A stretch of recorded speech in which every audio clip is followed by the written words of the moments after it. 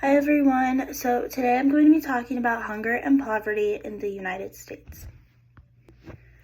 Okay, so poverty and hunger persist as a growing issue in the United States and affects millions of people. People who live in poverty are in very difficult situations, and it is important to know how this can affect our future students. So 1 in 8 people in the U.S. are food insecure. Over 93,000 children in the U.S. suffer from hunger and are in need of food the most. Before coronavirus, 11.8% of people were food insecure, and after the pandemic, that number grew to 12.4%. The federal poverty line is considered to be a family of 4 earning less than $30,000 a year. People with disabilities and chronic conditions are more susceptible to live in poverty. So here's some more facts. 25% are children, 20% are seniors, 49% have at least one adult who worked in the last year, 5% are homeless, 59% are white, 24% are African American, 9% are Hispanic, and the rest are from other racial groups and ethnicities. 27% of households include at least one veteran of military service. 54% of households have had to choose between paying for food and rent or mortgage. And then 63% of households have had to choose between paying for food or other utilities, which is very sad. And then here are some root causes of poverty.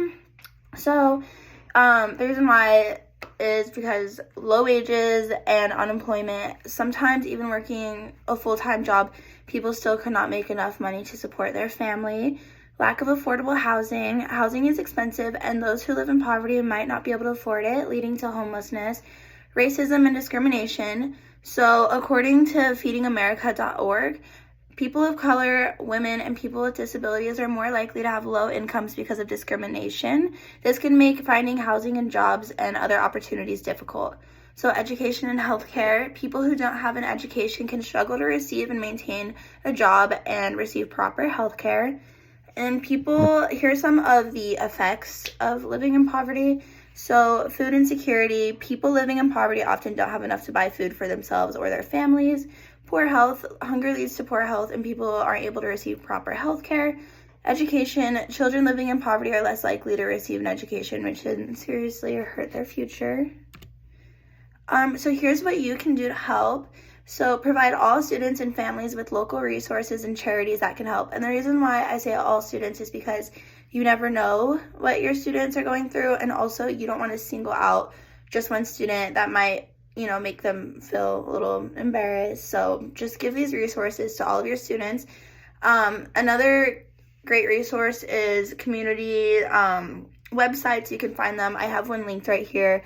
So this website right here, it's a fantastic website with 40 local resources for individuals and families in Arizona. There's all different kinds of resources. So another thing you could do is provide paper copies of resources as well. And ensure your students are in need or aware of free and reduced lunch programs. And you can also donate to local organizations if you're able to, and volunteer at local charities. You could also donate food to food drives, and churches often hold these food drives. So a great website that I found that you can donate to, it's called Interfaith. I have it linked right here. And here are some testimonies that might inspire you. So Susan had to reduce her work hours in order to get mental health care to cope with her divorce and the loss of the son. She needed help with her gas bill, and her faith provided funds to keep her heat on. And then James, a 35-year-old man with a disability from a traumatic head injury, was living in a shelter. Interfaith paid his full security deposit so he could transition out of the shelter into affordable subsidized housing. And Elizabeth, a senior battling cancer, had to reallocate rent money in order to pay for medications not covered by insurance and transportation to her cancer treatment appointments, and fell behind on rent payments. Interfaith helped pay back her rent. And so as teachers, it is important to teach social justice topics to students. It can inspire compassion in them, and they might feel so strongly they'll become passionate about helping those around them and or their local community one way or another. So yeah, that was my presentation on poverty. Thank you so much for watching.